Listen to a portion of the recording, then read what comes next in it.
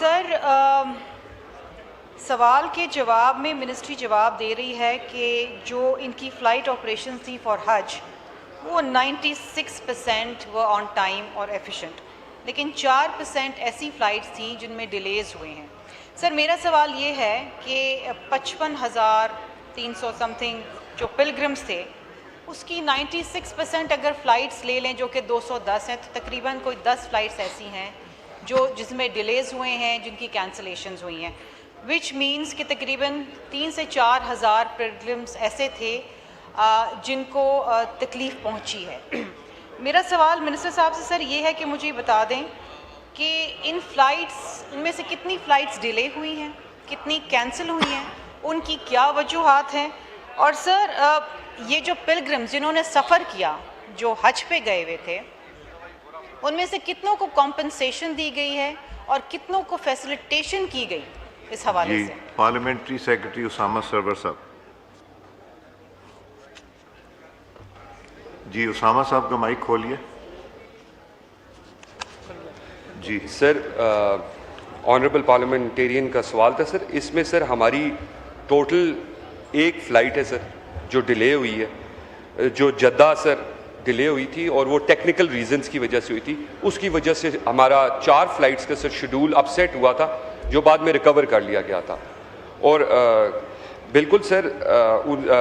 یہ complain minister صاحب کو بھی رجسٹر ہوئی ہے سر، منسٹری کو بھی رجسٹر ہوئی ہے، اور انسپیکشن بھی لیا جا رہا ہے کہ اس کے جو کانسیکوینسز تھے اس پہ کس کس کو آن بورڈ رکھ کے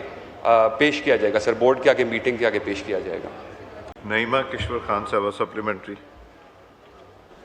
شکریہ جناب اسپیکر صاحب۔ جناب اسپیکر صاحب اگر ہم دیکھیں تو کئی سالوں سے جو حج آپریشن ہے وہ بہتر ہو رہا ہے اور لوگوں کا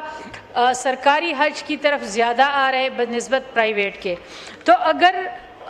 مذہبی امور اس کو بہتر کر رہی ہے تو سب سے زیادہ کمپلین اس دفعہ پی آئی اے کی آئی تھی، اور 24 گھنٹے نہیں بلکہ 30-35 گھنٹے میرے اپنے لوگ اس میں پھنسے رہے، اور صرف مکہ سے نہیں مدینہ سے بھی جو فلائٹ آئی تھی، لوگوں کو ہوٹل سے لے کے پھر ادھر پڑے رہے 2 دن تک، 2 راتیں انہوں نے ایئرپورٹ پہ گزاری ہے۔ تو کیا اس دفعہ پی آئی اے کے ساتھ، چونکہ وہ تو ویسے بھی پرائیویٹائز ہو گیا، دوسرے فلائٹوں کو بھی آپ ذرا شامل کریں، کمپٹیشن لے تو تاکہ بہتر ہو اور یہ حاجیوں کو ان مسائل کا سامنا نہ آئے، کیونکہ وہ تو پھر یہی کہتے ہیں کہ یہ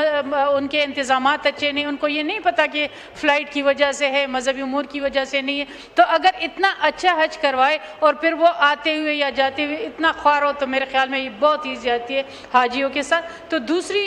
ایئر لائن کو یہ شامل کرنے کے لیے کیا کرے؟ جی پارلیمنٹری سیکرٹری اسامہ سرور صاحب۔ 1 سیکنڈ اسامہ صاحب۔ جی ڈیفینس منسٹر۔ شکریہ جناب اسپیکر، میں انٹروین اس لیے کیا ہے کہ بڑا جینون یہ سوال ہے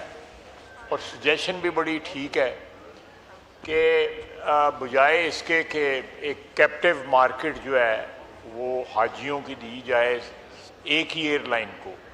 یا اس کو جو ہے لارج چنک دیا جائے اور باقیوں کو جو ہے وہ جس طرح پنجابی میں کہتے ہیں چونگے میں سیٹیں بانٹی جائیں، تو یہ ایک میں اگلے جب بھی سلسلہ ہوتا ہے تو میں ریکویسٹ کروں گا، یہ بیسیکلی کام جو ہے یہ حج والے کرتے ہیں، یہ ایلوکیشن جو ہے کوٹے کی ایئر لائنز کو، کہ یہ اوور اکراس دا بورڈ جو ہے یہ باقی جو ایئر لائنز ہیں 4-5 اور پاکستان سے ایئر لائنز ہیں جو آپریٹ سعودی عربیہ میں کر رہی ہیں، ایئر بلو ہے، سیال ایئر ہے اور فلائی جناح وغیرہ کر رہی ہیں، تو ان میں بانٹا جائے تاکہ یہ لوڈ جو ہے یا لوگوں کا کھجل خراب ہونا جو ہے وہ کم ہو۔ یہ بالکل صحیح بات کر رہی ہیں۔ تو میرا خیال ہے کہ جب نیا حج آتا ہے، کہیں قریب سلسلہ شروع ہوتا ہے، تو یہ ایلوکیشن جو ہے وہ زیادہ ایکوٹیبل جو ہے انشاءاللہ تعالیٰ کی جائے گی۔ بہت شکریہ۔ جی اپنا سردار یوسف صاحب منسٹر فار ریلیجس افیئرز، آپ بھی اس پہ کچھ سجیسٹ کرنا چاہیں گے؟ سردار یوسف صاحب کا مائک ہو۔ جی شکریہ جناب اسپیکر۔ ایکچولی جو ایئر لائنز ہیں، ہم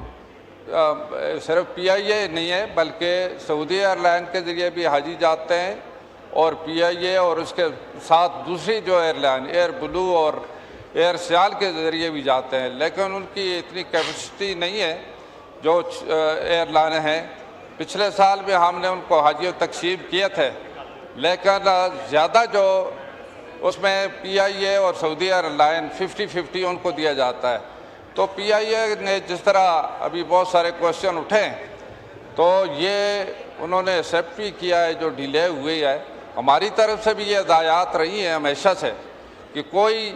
ایئر لائن ڈیلے بھی نہ ہو، کوئی حاجیوں کو تکلیف بھی نہ ہو، اور جس حاجیوں کو یہ مسئلہ پیش آیا تو اس سے واقعی ہم نے بر وقت متعلقہ ایئر لائن کو، اور میں نے اس وقت بلکہ منسٹر صاحب سے بھی رابطہ کر کے یہ بات کی تھی۔